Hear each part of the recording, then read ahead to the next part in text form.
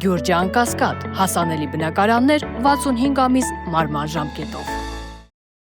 Ռուսաստանի քննչական կոմիտեն ձերբակալել է մի խումբ անձանց, որոնք ադամանդներ էին գողանում Ալրոսայից եւ մատակարարում դրանք հայ իշխանամետ падգամավոր Խաչատուր Սուքասյանի ընկերությանը։ Այդ մասին պաշտոնապես հայտնել է Ռուսաստանի քննչական կոմիտեն։ Կոմիտեի ներկայացուցիչ Սվետլանա Պետրենկոն ՌԻԱ Նովոստիին փոխանցել է, որ կասեցվել է այն անձանց խմբի գործունեությունը, որոնք համակարգված կերպով ադամանդներ էին գողանում Ալրոսայից, հետագայում բարձրորակ ադամանդների անօրինական վաճառքի եւ մաքսանենգության նպատակով։ Ձերբակալվել են ընկերության աշխատակից Վալենտինա Մատյուշենկովան, նրա որդի Ալեքսանդր Մատյուշենկոն, ինչպես նաեւ մաքսանենգներ Արմեն Պետրոսյանը եւ Արման Սահակյանը։ Գողացված ադամանդները հասցվել են Հայաստան ADM Diamond LLC-ին, որի շահառուն հայ գործարար եւ ազգային ժողովի падգամավոր Սուքասյան Խ.Ան է, ասել է Պետրենկոն։ Նշվում է, որ հանցավոր խմբի մեջ ներգրավված են Խաչատուր Սուքասյանի մտերիմ Բաղիկյան եղբայրները, որոնք գտնվում են միջազգային հետախուզման մեջ։